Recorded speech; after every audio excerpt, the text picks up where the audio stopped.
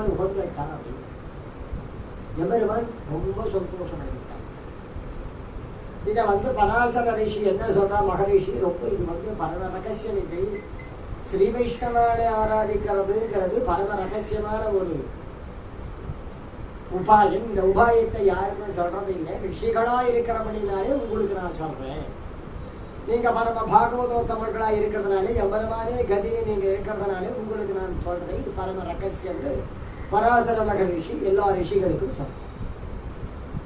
அப்ப இது ஒரு பெரிய உயர்ந்த சாதனம். 60,000 எம்பெருமானை 60,000 ஆண்டுகள் ஆராதித்ததற்கும் ஒரே ஒரு நாள் பரம பாகவதோத்தமனை ஆராதித்ததற்கு சமமாக எம்பெருமான் உகப்பா கொள்றான் அப்படின்னா அது எவ்வளவு ஒரு பெரிய விஷயமா இருக்கிறது. எம்பெருமானுக்கு உகப்பை கொடுக்கக்கூடியது அவனுடைய அடியார்களை ஆராதிப்பது அப்படின்னு சார். அதான் நம்மாழ்வார் தெரிஞ்சு நெடுமார் கடிமையிலே அதை குடுமா வினை குடுமா வினையும் அவன் அடியார் அடியை கூடும் இதுவல்லால் விடுமான் என்பதான் 8ஆம் பத்தில. இது அவர் சொல்றார் அப்படின்னா சாஸ்திரத்துல ஏற்கனவே இது இருக்கிறது. எம்பெருமானுக்கு உகப்பானது எது அப்படின்னு பார்த்தோம். எம்பெருமானுக்கு உகப்பானது அவனை உகப்பிப்பதற்காக நாம் செய்யக்கூடிய காரியங்களை காட்டிலும் அவனுடைய அடியார்களை உகப்பிப்பதற்காக செய்யக்கூடிய காரியத்தினால் எம்பெருமான் மகிழ்வுகிறார் அப்படிங்கிறது சாஸ்திரம். அப்படிங்கிறது யார் கண்டுபிடிக்கிறார்னா சாதாரணமா இருக்கிறவர்களுக்கு தெரியாது. எம்பெருமான் பக்கத்திலே சதாபசந்தி ஆழ்வாருக்கு தெரியாது, நம்மாழ்வாருக்கு தெரியாது, பராசர ரிஷிக்கு தெரியாது. மற்ற பேருக்கெல்லாம் தெரியுமானா மற்ற பேருக்கெல்லாம் தெரியாது அப்படின்னு சொன்ன. தெரியவும் தெரியாது, அவர்களால் அதை கடைபிடிக்கவும் முடியாதுன்னு சொன்ன. ஏன் கடைபிடிக்க முடியாது அப்படின்னு சொன்ன. ஏன் கடைபிடிக்க முடியாது அப்படின்னா அவர்களுக்கு அதுல நம்பிக்கை வராது. ஏன் நம்பிக்கை வராது? இப்போ கங்கைக்கு போறா வருத்தம், கங்கைக்குள்ள போய் ஸ்நானம் பண்ண எல்லா புராணமும் சொல்லுது, எல்லா சாஸ்திரமும் சொல்லுது. கங்கையில போய் தீர்த்தம் ஆடினா எல்லா பாப்பமும் போயிடும், உங்களுக்கு மோட்சம் வரும். சாஸ்திரத்துல சொல்றார். அதே பராசர மகரிஷி சொல்றார், நீ பரம பாகவதோத்தமனை ஆராதிச்சு அவருடைய ஸ்ரீபாதத்தை நீ ஸ்வீகரிச்சியான அந்த பாபம் மட்டும் போகாது, 7-14 ஜென்மத்திலே செய்த பாபமே போய் உடனே அவன் பாவனமாகி அவன் மோட்ச பிராப்திக்கு அதிகாரி ஆயிடுவான் அப்படின்னு சொல்ற பராசரம். யாராவது நம்புவானா? அந்த பிரதிபத்திய வாழ்க்கை தோணுமோ? இயற்கையில இது பரம ரகசியமான சித்தாந்தம் அப்படின்னு சொல்ற ரிஷி சொல்லுகிற பொழுது, அதனாலதான் நம்மாழ்வாரும் அது ஒரு பரம ரகசியமான சாஸ்திரம் அப்படின்னு சொல்றோம். இப்ப நேற்று என்ன சொன்னோம்? பக்தி யோகம், கர்மயோகம், ஞான யோகம், பக்தி யோகம், பிரபத்தி யோகம், ஆச்சார நிஷ்டைன்னு 5 சொன்ன. இந்த ஆச்சார நிஷ்டையில வருகிற பொழுது அது பரம ரகசியமான சாஸ்திரம். அது எல்லாரும் வராதுங்க. ஏன் வராதுன்னு? நம்பிக்கை வராதுங்க. நம்பிக்கை வராததுக்கு காரணம் என்னன்னா, அது என்ன பெரிய அவர் நம்மள மாதிரிதான் அவர் இருக்கிறாரு, அவர் சொன்ன மாத்திரம் இப்படி ஆயிடுமா அப்படின்னு. ஒரு பாகத்துல வர பாக்கு என்ன பெரிய பாகத்துல அவரு வந்தாக்க உடனே நம்ம எல்லா பக்கமும் போயிடுமா அப்படின்னு நினைக்கிறான். பாகவதன் அப்படின்னு சொன்ன அவன் பரம பாகவதோத்தமன் அரிய தவிர்த்து வேற சிந்தனமே கிடையாது, லோக விசாரமே கிடையாது. லோகத்துல ஏதாவது தெரியுமானா லோகத்தை பத்தின விஷயமே அவருக்கு தெரியாது. சதாவசியம் ஹரிநாமத்தை தான் சொல்லிட்டு இருப்பார், ஹரியை தான் சிந்தனை பண்ணிட்டு இருப்பார். லோகத்துல ஏதாவது அவருக்கு தெரியுமானா ஒண்ணும் தெரியும். பாட்டு பாடினே இருந்தார், வீட்டில் பாட்டு பாடினே இருந்தார். தன் குழந்தைய சேர்த்து மதிச்சார் மன்னர். அவருக்கு தெரியல தன் குழந்தை தான் மிதிக்கிறோன்னு அவருக்கு தெரியல. அவர் அதை பத்தி பெருசா எடுத்துக்கல. அவருக்கு ஹரியினுடைய ஸ்மரணத்தை தான் அவருக்கு பிரதானமா. அதுக்கப்புறமேட்டு தான் தெரிஞ்சு தன் குழந்தையும் சேர்த்து மிதிச்சுட்டோம். அதனால அவர் வருத்தப்பட்டாலும் உடனே விட்டலன் என்ன பண்ண, இப்படி நடந்துட்டு கவலைப்படாத. என்ன, என்னுடைய ஸ்மரணத்தினாலே நீ எதை இழந்தியோ அது உனக்கு இழப்பு கிடையாது. என்னுடைய ஸ்மரணத்தினாலே என்னுடைய வைபவத்தினாலே நீ எதை விரும்புகிறாயோ அது உனக்கு விருப்பம் கிடையாது. நீ இழந்தது உனக்கு உடனே கிடைக்கும். உனக்கு தேவைப்பட்டால் அதை நீ வைத்துக் கொள்ளலாம், வேண்டிக் கொள்ள விருப்பம். நான் மிதிச்சுட்டே எனக்கு அந்த குழந்தை வேணும் எல்லாரும் திட்டுறாங்க. சரி, அவளுக்காக கொடு. உனக்கு வேணுமா? எனக்கு அதை பற்றி ஒண்ணு, எனக்கு நீதான்.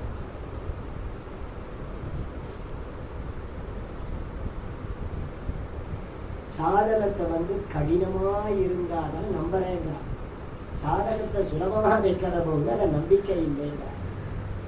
ஒரு பரம பாகவதனை கூப்பிட்டு வந்து அவனுக்கு பாத பூஜை பண்ணி அவனுடைய தீர்த்தத்தை, ஸ்ரீபாத தீர்த்தத்தை நாம தெளிச்சு செத்த உள்ள போட்டு அவர் ஐஷன்ட்ட போய் சரியா வருது பலகாரம்லாம் கொடுத்து, காஃபி பலகாரம்லாம் கொடுத்து, ஏதோ ஒரு 4 நாள் சம்பாவனை வச்சு கொடுத்து அதையே நான் அனுகிரகிக்கணும் அப்படின்னு சொல்லி நோண்டி சேவிச்சது அவருடைய ஆசீர்வாதம். மறுபடியும் அவரை பரப்பிடும் போது அவரை கூட போய் அவர் வழி அனுப்பிச்சுட்டு வந்தா உன்னுடைய எல்லா பாபமும் போயிடும் அப்படின்னா யாருமே யாருக்குமே நம்பிக்கை மாட்டேன். ஏன்னு கேட்டா இவனும் பாகவதனா இல்லை. இவன் பாகவதனா எவருமான நம்பிக்கையில் இருந்திருந்தான்னா அவர் பரம பாகவதன் இவன் அவன் நம்புவான். இவனுக்கே அறவர், இவன் எப்படி அவனை நம்புவார்?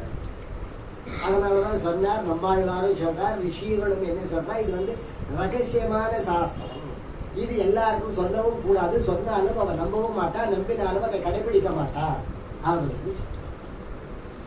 ஆழ்வார் அதை தான் சொன்னார், கொடுமா வினை அவன் அடியார் அடியை கூடு விடுவல்லால் விடுமா என்றார். எத்தனை? 8 9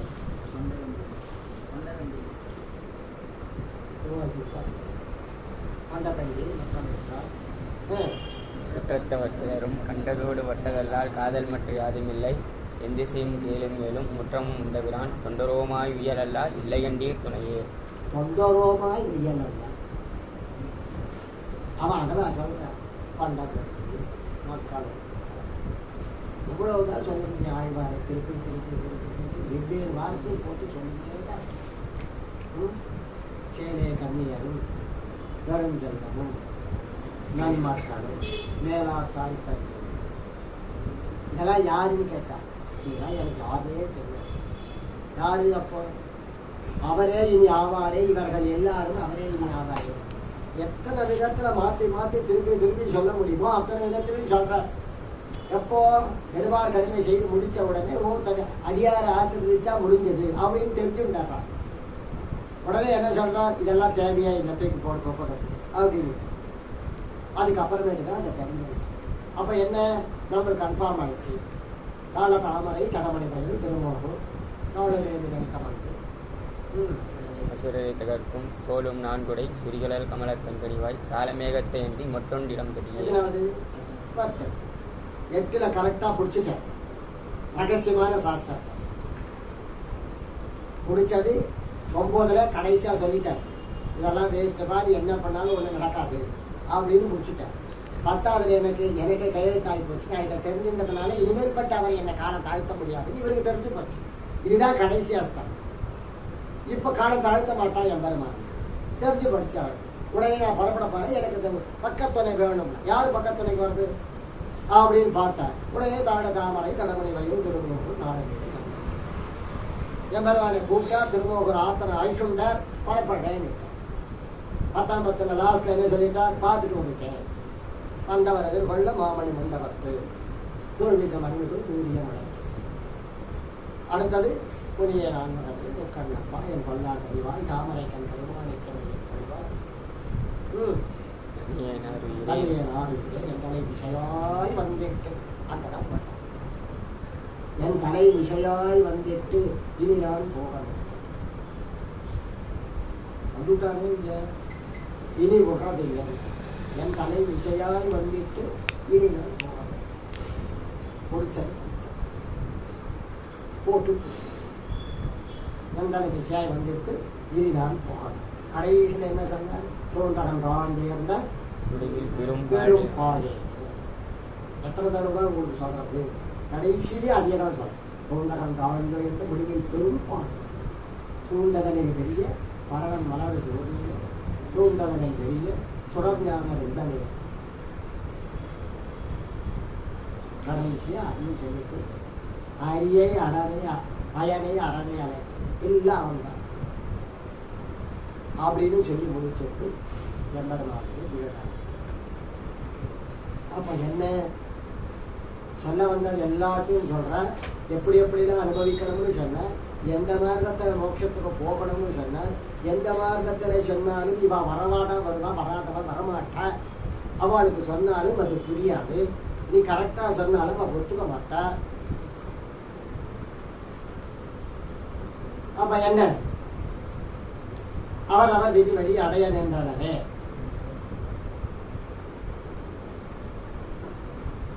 அப்படின்னு அப்போ இந்த சாஸ்திரங்கள இந்த வேதத்தில் சொல்லப்பட்டிருக்கக்கூடிய கருத்துக்கள் எல்லாத்துக்கும் ஆண்டாள் இதெல்லாம் பாடிச்சுத்தானே வந்திருக்கிறார்.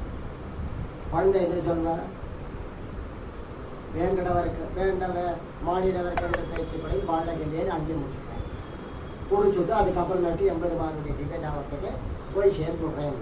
ஆனா கடைசி பார்த்தோம் நாச்சியார் திருமொழியில கடைசி பத்துல என்ன சொன்னேன், அட்டினேதது ஒரு காரியம் பலதேவருக்கு ஒரு கேள்வித்தன்ற இட்டீரிட்டு விளையாடி இங்கே போன. அப்ப என்ன, வீட்டை பண்ணி விளையாடும் விமலன் தன்னை கண்டீரே. என்ன பாட்டு, நாட்டை படையென்று அயன் முதலா தந்த நெளிர்மா மலருந்தி வீட்டை பண்ணி விளையாடும் இவளன் தன்னை கண்டீரே. இந்த வீட்டை உருவாக்கி இந்த வீட்டுல இருக்கிறவங்க வச்சுட்டு ஜாலியா விளையாடும். என்ன அதுல ஜெயிக்கிறவா போயிட்டே இருக்கும், ஜெயிக்காதவா எங்கெங்கே சுத்திட்டே. நாட்டை படையென்று அயன் முதலா தந்த நளிர்மா மலருந்தி வீட்டை பண்ணி விளையாடும் விமலன் தன்னை கண்டீரே. அடுத்து காட்டை நாடி தேனுகரும் களிரும் வெள்ளும் உடன்படிய வேட்டையாடி வருவானை பிருந்தாவனத்தை அப்படின்னு முடிக்கிறான். லாஸ்ட் பாட்டுல வருந்தா களிற்று கருள் செய்த பரமன் தன்னை பாரின் மேல் விருந்தாவனத்தை கண்டமை விட்டு சித்தன் போதை சொல் மருந்தாம் என்றும் தன்மனத்தை வைத்துக் கொண்டு வாழ்வார். பெருந்தாளுடைய பிரானடிக்கு பிரியாதென்று அப்படின்னு சொல்லி தலை கட்டி முடிக்க. எப்படி இருக்கணும், மருந்தாள் களிற்று கருள் செய்த பரமன் தன்னில் பாரின் மேல் பிருந்தாவனத்தை கண்டவை விட்டு சித்தன் போதை சொல். அடுத்ததான் மருந்தாம் என்றும் தம்மனத்தே வைத்துக் கொண்டு வாழ்வாரே அவனுடைய அடியாரே. அப்ப என்ன நடக்கும் அப்படின்னா தெரியாதென்று அப்படி சொல்லி தலை கட்டி படிக்க ஆழ்வாரை சொல்றதே தான் குழந்தைக்கு சுலபமா சொல்ல. அப்பேற்பட்ட விஷயம். அப்போ இதுக்கு என்ன தேவை, பக்தி ஞான வைராக்கியம். இது ஃபர்ஸ்ட் ஸ்டேஜ். பக்தி ஞான வைராக்கியம் வரணும் அப்படின்னா அதுக்கு என்ன வேணும், அது உடனே வந்துடாது, கொஞ்சம் கொஞ்சமாக தான் வரும் அப்படின்னு. அதுக்கு முன்னாடி நாளைய தினம் குழந்தையினுடைய வைபவமா இருக்கிறபடினால ஆண்டாளுடைய பிரபாவத்தை முதல்ல பார்த்துட்டு அதுக்கப்புறமேட்டு பக்தி ஞான வைராக்கியம். ஆண்டாள் பிரபா